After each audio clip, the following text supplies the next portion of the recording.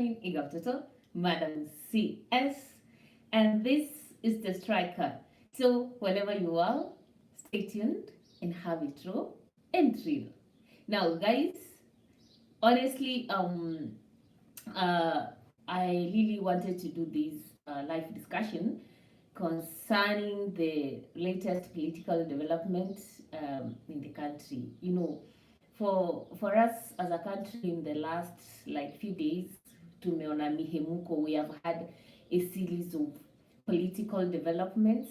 We saw political coalitions uh, and presidential aspirants choose their running mates. And this is now where the discussion is. For the first time in the history of the country, whether with the old constitution, that is the pre-2010 period, or the post-2010 period with the new constitution, we have seen somebody choose a woman running mate, like a woman deputy president.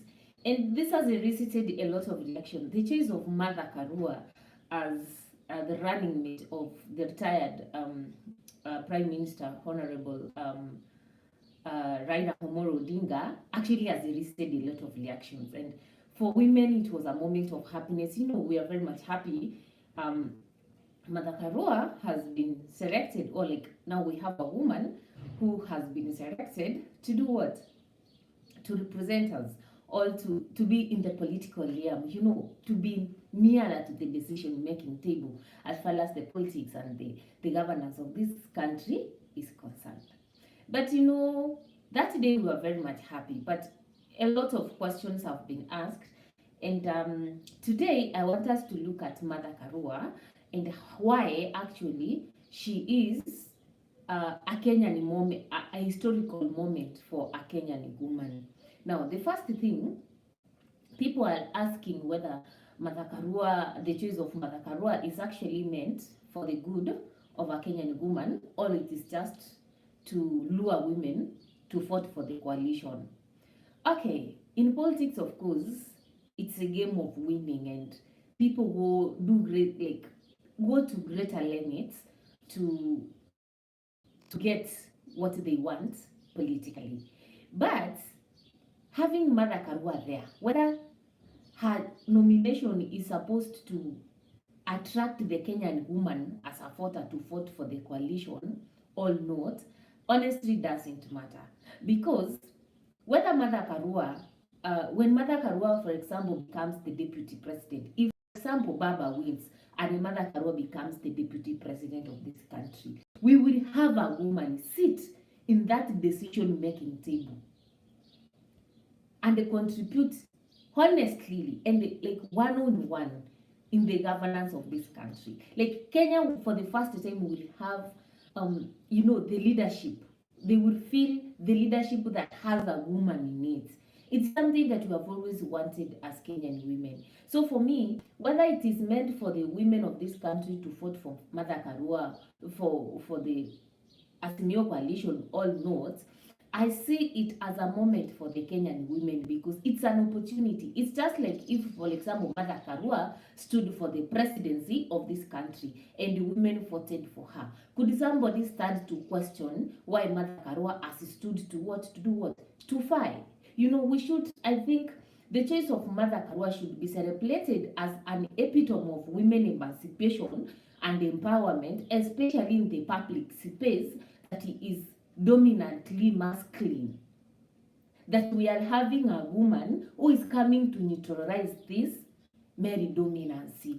And then another person asked me a question, and he was like, Kathleen, in 2013, Mother Karua actually was in the ballot as a presidential candidate, but she only managed to garner around 43,000 votes the entire country. Where were the Kenyan women at that particular time? Honestly speaking, for me, I don't see that one as a very relevant question, especially looking at the fact that Kenya's politics is evolving and the Kenyan woman is also evolving politically.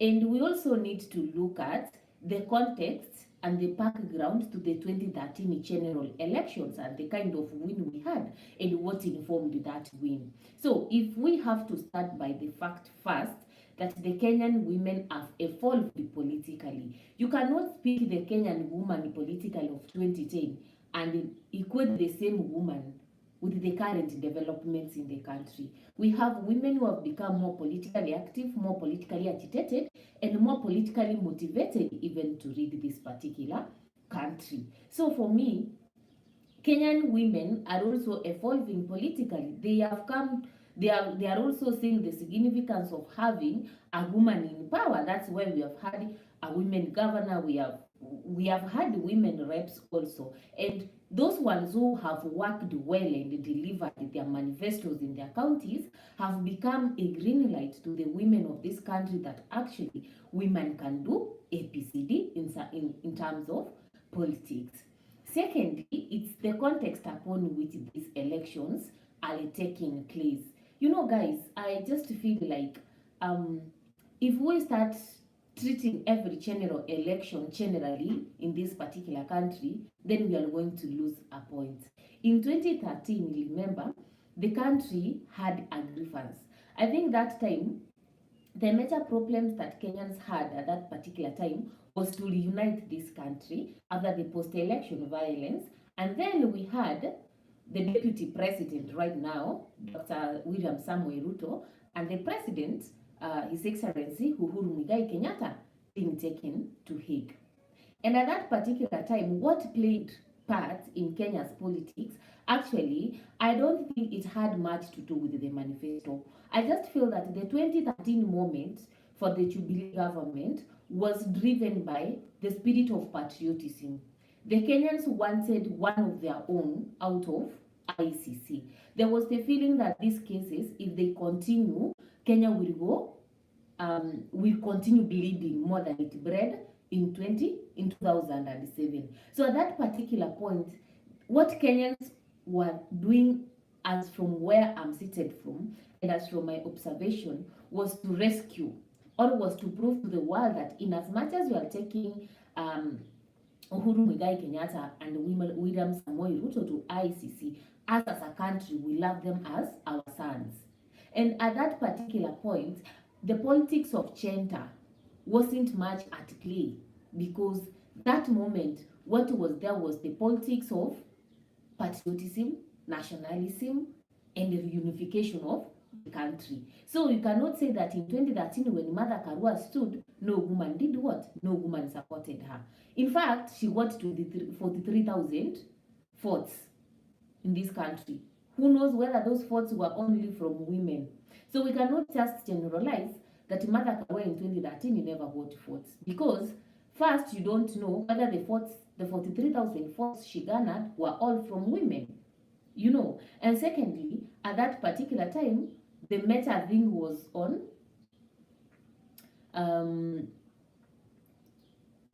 helping the country in terms of healing from the wounds of post-election violence. And then there's also the question that people are raising that we have had women leaders, not necessarily in the position of the deputy. We have had women representatives, and we have had even women governors, women senators. But people are saying that they have not felt the role of women in the country, like these women end up playing to the politics of the day and so forth. What is so special about Malta? I think for me, as a Kenyan woman, and I want us to look at Malta Karua not as a new coalition, but as a Kenyan woman. And we trace the history of Martha Karua from the early 1990s, when this country was fighting for the second reparation. And if I may actually go back a bit, when the wave of democratization actually reached this country, under the Kanu regime, President Moi was a dictator. The country was marred with political assassinations. There was intimidation of the opposition, intimidation of other politicians. There was no freedom of the media. The church was also sued up.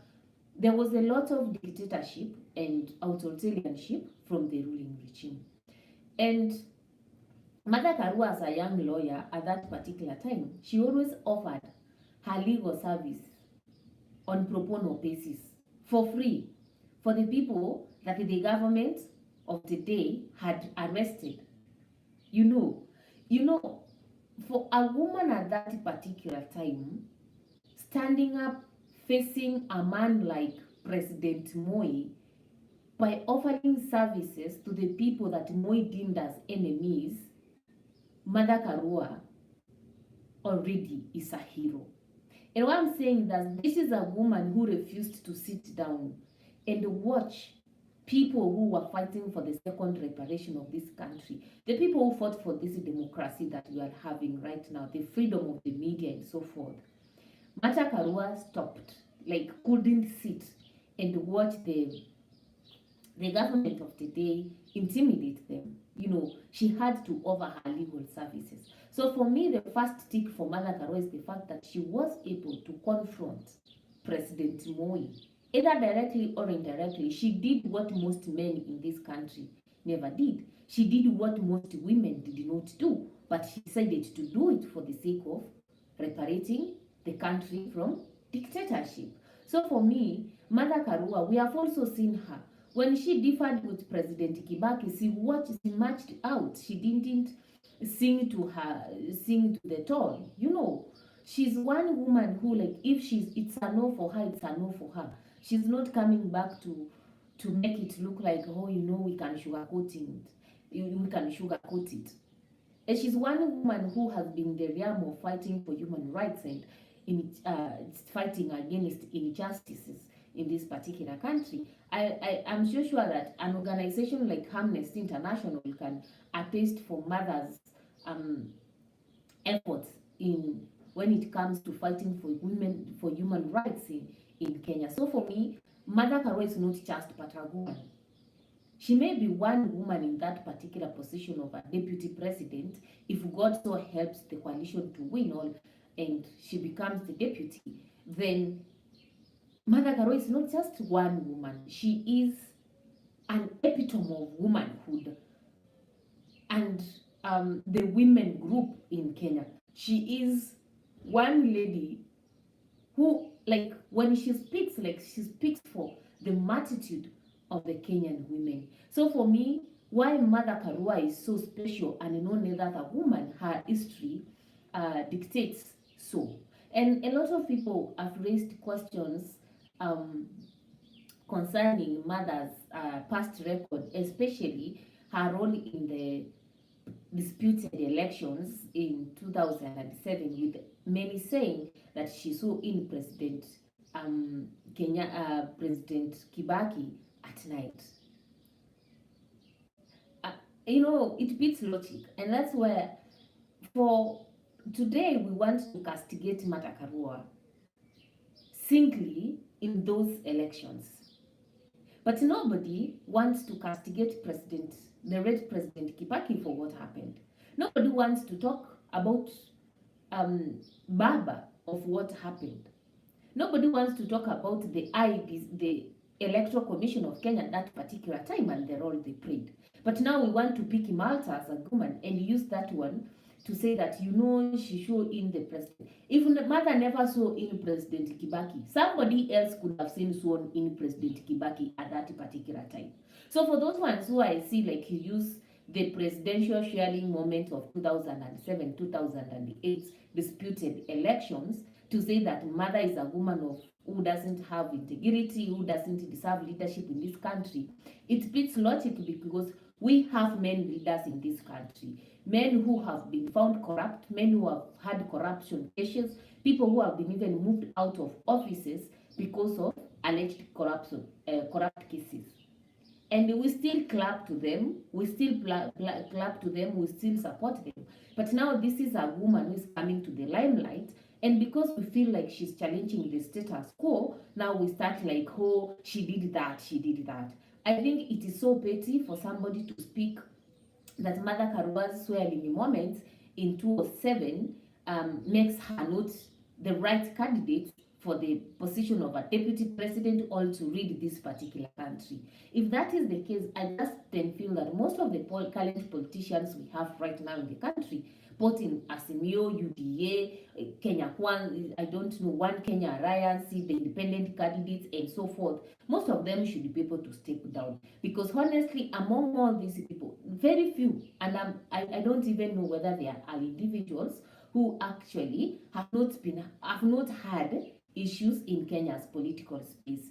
But it beats logic. We are clapping when it is the men's time. We clap, and we don't want to do what we say. Oh, let's support our person. But now Martha Karua, just by mere nomination to be the deputy of this country, we start saying, you know, who she's so in President Kibaki. See, this woman is a woman who doesn't have integrity. She fired in 2013 and women never voted for her.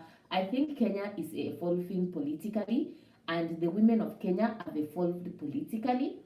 At the same time, if Mother never saw President Kibaki in 2008, still another person could have done that. So I don't know how the presence or absence of Martha Karua in that particular occasion could have actually contributed or could have influenced anything that happened at that particular night. And finally, guys, it is all about these people who are questioning about mothers' marital status. It is so bad that when a woman in this country stands for a public space position, we start locating whether they are married, and if they are married, we want to look at who is their husband, and when we get to know their husband, we are like, who is their children? Do they have children? You know, all those things. I think it is a very bad archaic mentality to start questioning about the marital status of a woman when they go for political positions. Why am I saying this? When men come, even the young MCAs and members of parliament aspirants right now, you find that some even don't have wives. But nobody has questioned them that where is your wife? We are there clapping to them, telling them, let's support the youth. You know, nobody has questioned them about their wives. But now when it's a time of a woman, we want to question who is their husband. So, do you want to tell me that those women whose husbands have died in this country, they cannot be able to read? Do you want to tell us that a woman can only be able to read when he is attached to a man in this particular country? Or is marriage one of the requirements for somebody to fight for political position in this particular country? So you see, I am like, when we're talking about Kenya politics, I think we need to move beyond just the stereotypes. We need to move beyond ethnicity, and we need to look at things in real sense. Because it beats logic that you want to fight a woman because she's not married or because she doesn't have a husband. What happens when somebody, the husband, died? So for me, it doesn't matter whether Mother Karua actually has a husband or not. That should not be the will of Kenyans. The will of Kenyans should be, what does this woman have to bring on table? The same way you want to get other men aspirants. Can we get Mother in that particular point? And for those people who are saying that Mother is not going to change anything in the Kenyan women and the participation in politics, I think it is wrong. For me, I feel it is an historical moment for Kenyan women, because for the first time, a coalition has thought like, okay, let's choose women to be running mates. And when you look at it entirely, you can see even other independent candidates or other presidential candidates who have chosen women now to be their running mate. It tells you that the Kenyan political landscape actually is evolving, and we are actually trying to realize that women can also read. And I hope that this is the beginning of more emancipation of women into politics, and maybe this is the beginning of the implementation or the full implementation of the gender gender rule of the third gender rule, or of the gender bill in the country. So Drop your opinions down there. What do you think about Martha Karua's nomination as the deputy or as the running mate of Baba? What do you think this implies to a Kenyan woman, to a Kenyan young person, to a Kenyan lady who actually has motivations for politics?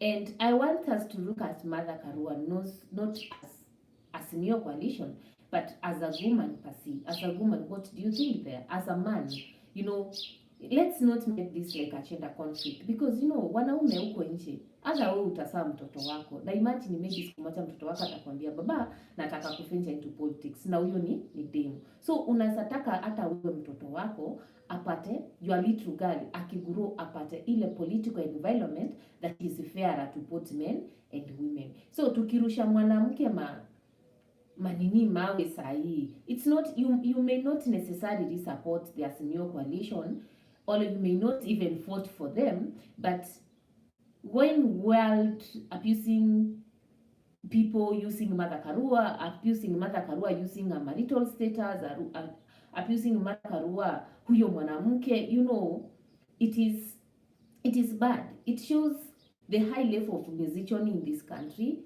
It shows the high level of sidelining women as far as politics is concerned in this country, and it portrays you as the greatest enemy of societal development, because today you are young, yes, and you feel like you can abuse like somebody, for example, like Martha Karua or a woman politician somewhere, maybe because you don't subscribe to the political policies of that particular coalition that she belongs. But remember, tomorrow you will have a daughter, and this daughter will also be in the same field. How will you feel? You will want your daughter to be supported. So I feel like we may not necessarily agree on political alignments in the country, but we also need to stand for the truth. I may not be a supporter of Asimio, and I may not be a supporter of UDA, but how do we talk about the woman question in Kenyan politics? It's something that needs to take away our political hard stance and look at exactly the gender question in our Kenyan politics. So that is it for today. I believe that you are learning something, that supporting Mother Karua or motivating our young girls by the fact that Mother Karua has been selected, that they can be able to manage it politically, does not necessarily mean that you are supporting Asimio. Because who knows, Mother Karua may decide to run alone maybe in the next elections, and it's not like when she's in Asimio, automatically Asimio wins, You may not have that political support for Baba, but you should not use now Mother Karua to abuse her simply because maybe you feel like she's been selected and maybe she's a candle in that Asimio. I just feel like as Kenyans we need to look at things realistically. We have had so many women politicians, and we can attest that honestly, Mother Karua is a different one. You cannot compare Mother Karua with most of the women politicians we have had even in our parliaments. If you go back to history and even look at the parliamentary Hansard records, you would see that there's a time women like Mother Karua, when they used to talk in parliament, you could see somebody who has done her homework, like she's really coming to speak something that she's sure about. She's not being swayed by anybody. She's speaking her mind, So I think her past record as far as parliament proceedings and everything is concerned, should be able to give you a limelight that we are not talking about another woman. We're talking about a woman who knows her homework. We're talking about a woman who knows what she stands for. And we're talking about a woman who has always actually moved forward. And when she feels that whatever you are doing, it's against her principles, she marches out. She doesn't stay there to cry like a crybaby. No, she marches out. So meaning that if today maybe Mother and Baba became the reading regime, the ruling regime of this country, at no point do we expect like Baba may intimidate Mouth and Mother keeps quiet. She's one woman who's likely to tell him, no, this one doesn't go that way. And she moves out.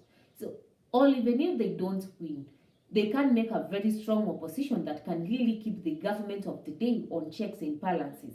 So, we have to look at this. Yes, if they win, what kind of government are we likely to have? And if they don't win, what kind of opposition are we likely to have? So we have to look at this thing both ways. And honestly, if you look at those things holistically, I just believe you will see that Mother Karua is a historical political moment for the Kenyan women. Otherwise, I want to say bye-bye. Kindly remember to subscribe. I don't have any political lineage, like inclination to anybody. The truth is, everybody has his political opinion. Everybody has his choice, freedom of choice, in as much as the politics of this country is concerned. So if you feel UDA is your chama, just preach your UDA as a chama. And if you think Azimio is your coalition, just preach Azimio as your coalition. But can we have realistic, rational politics? Politics that does not use misogyny, politics that does not belittle women, and politics that does not pick on one small thing and then you want to make it a big deal, like you have to abuse people out of it, politics of propaganda, politics of asking about people's marriages, and etc. Can we have politics based on manifestos, politics based on how do we implement the 2010 constitution? Can we see politics that people talk about how do we even change the current inflation in the country? Honestly, the economy is really going up. Instead of just following politics, our leaders dogmatically without questioning, can we always sit down and reflect on our political stance and ask ourselves whether actually these political stance are like the people we want to give the political mantle to lead this country? Are they likely to change the leadership of this particular country? Are they likely to change the situation? The economy right now, everybody's crying. What happens maybe after August 9th, 2022? So stay tuned. And kama CSTV, have it raw and real. The t-shirts are out. We have black and we have white. We also have blue. So if you want the CSTV merchandise or the CSTV t-shirts, always reach out on me. Tell me you want it. Place your order. It only goes for 1,000 Kenya shillings and we will deliver wherever you are. Otherwise, bye.